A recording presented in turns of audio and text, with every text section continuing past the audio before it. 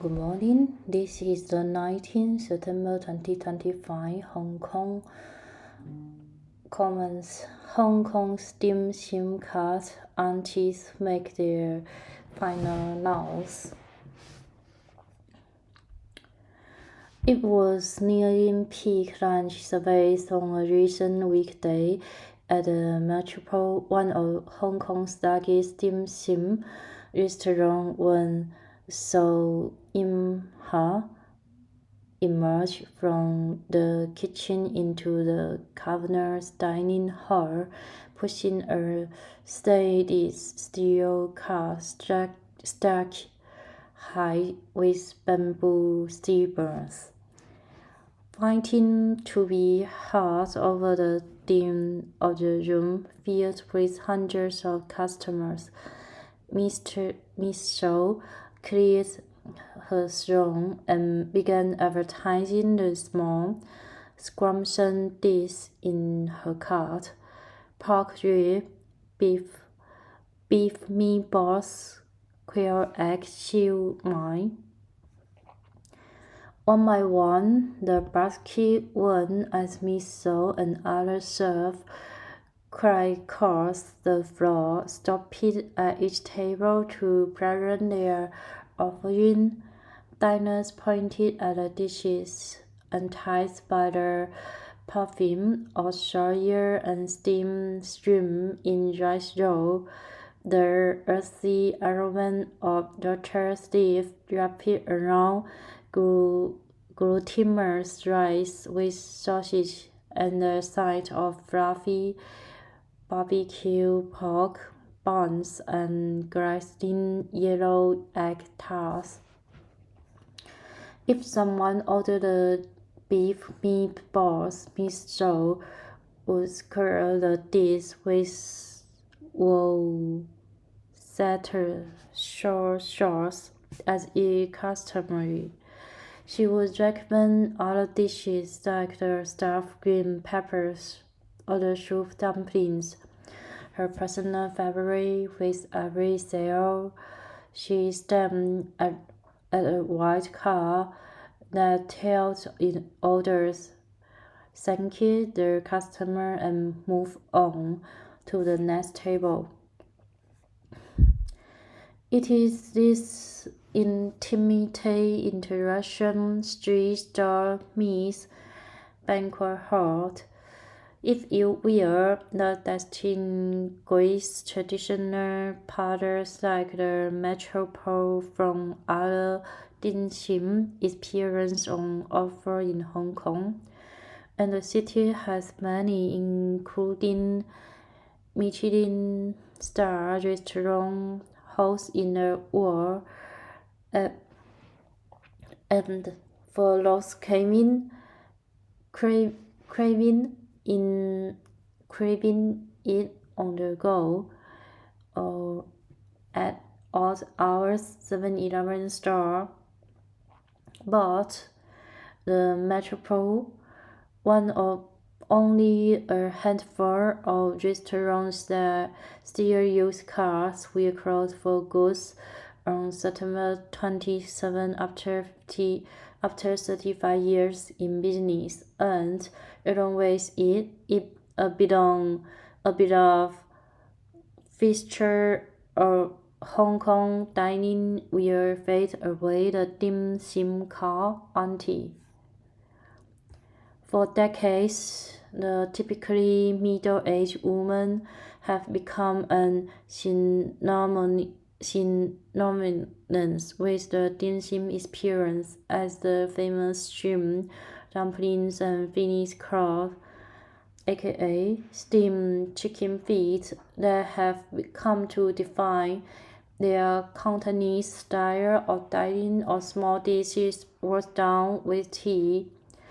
The woman can be equal parts charming and gruff, as the service staff tend to be in Hong Kong, but they always add a human touch to one of the city's most cherished eateries in a way that a serve with a menu could never. It's not a easiest job," said Moroju Hayashi, whose family owns the company that founded Metropole and 2 other restaurants in Hong Kong. "It's hard to push those cars. You also have to be friendly, outgoing, and loud enough so the customers can hear your voice." Miss So, 62, who has worked for nearly half her life at the Metropole, can barely see over her car, which she hunches over as she plows her way through the zinc carpeting.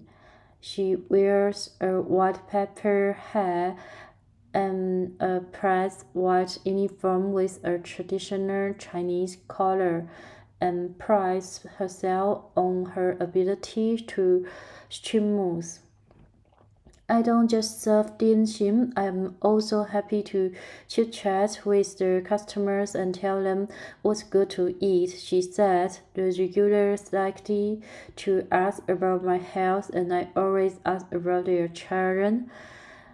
Miss Zhou, like the nearly dozen other dim sum cart auntie on staff, wept when she learned his summer that the restaurant would close.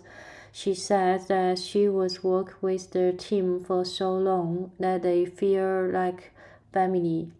The modest monthly pay of between 7,000 and 14,000 Hong Kong dollars or $900 and $1,800 was a godsend to her, given how few jobs are available for older and less skilled workers like her. "It makes me so sad," she said. "I have no idea what I'll do next." The closure is also a reflection of Hong Kong's changing fortunes. That large restaurants like the Metropole, which are big enough to roll out dim sum cars, are a throwback to a high-flying decade starting in the 1980s when Hong Kong was flush with cash from a booming Chinese economy next door. Profits streamed in for such restaurants as they hosted dinner banquets for weddings, industry groups, and clan associations where hundreds of guests could be fed with expensive seafood and French cognac. Back then, the breakfast and lunchtime dim sum service were less important to a restaurant bottom line, especially as the most common dishes were about 50 Hong Kong dollars or 35. Customers could sit for hours gasping over a few steamers and sip tea without raising an eyebrow from the staff. Today's economies do not allow for that. Hotels are capture much of the wedding banquet business from stand-alone restaurants. China's sluggish economy has faced Hong Kong's to tighten their belt. Shenzhen, the metropolis across the mainland border, has emerged as a serious culinary competitor with low price. To survive, restaurants in Hong Kong often need to be smaller and leaner. There are only a handful of banquet-style restaurants with dim sum cars left, such as Maxim's Paris in City Hall next to the picturesque Victory Harbour. Keeping the tradition alive all these years has not been easy for the restaurant, which is under pressure to show the many office workers during their tight lunch break. The Metropole complements to the postcards in a cafeteria-style dim sum station in the middle of the restaurant, keeping the steamed dumplings hot and the fried spring rolls and seasoned birds crispy. Is also a challenge in Operation So Big, The wait staff have to be able to read the room and know how much to stock in each car. You need to constant turn over to keep the dinsim fresh, said Mr. Hayashi, 46, who represents the third generation in his family's restaurant business. The family is Japanese with China's ancestry and used to operate the oldest Chinese restaurant in Japan. Since Machi announced in July that it would be closed, Hong Kongers have been flocking to the restaurant to dine one last time and snap pictures. Customers have been asking if they may take as a souvenir the red acrylic signs display on each cart that carries the names of dishes. No, they are not. Workers had to bolt their wheels over car parked in the lobby for picture taking because visitors kept pushing it and pretending to be servers. Both Colton, a 74-year-old regular, shook his head as he scanned the dining room, teeming with customers, and on a recent weekday, Mr. Tang, a retail tailor who has had dim at Metropole nearly every day except Sunday since the restaurant opened, compared the public's sudden interest in it to the neglecting someone their whole life until funeral.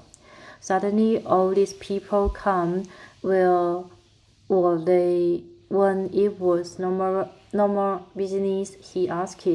One of the many people who paid their respect was the Bo Shaw, a former Metropolitan car auntie who led the restaurant in 2015. Her senior home arranged a visit after they learned it would close. Mr. Lee, 80, still considers her time working at Metropole among her happiest. She especially liked engaging with tutors who did not speak Cantonese. If she had to explain what the beneath me both was, she would sign on Hongs with her fingers above her head. When it came to the popular steam kitchen feet, and she would cluck and point at her feet. Anyone wishing earshot of Miss Lee at the senior home has heard about her time at Metropole employees at the hours she said. She likes showing pictures of clipping from a Japanese travel magazine that includes a picture of her younger self standing proudly behind a dim sim car. She kept it folded inside an empty blue tack envelope. The clippings crazy won't white from the numbers of times she has opened it. I still dream of that place, she said. Thanks for listening. I hope you dream well in your life.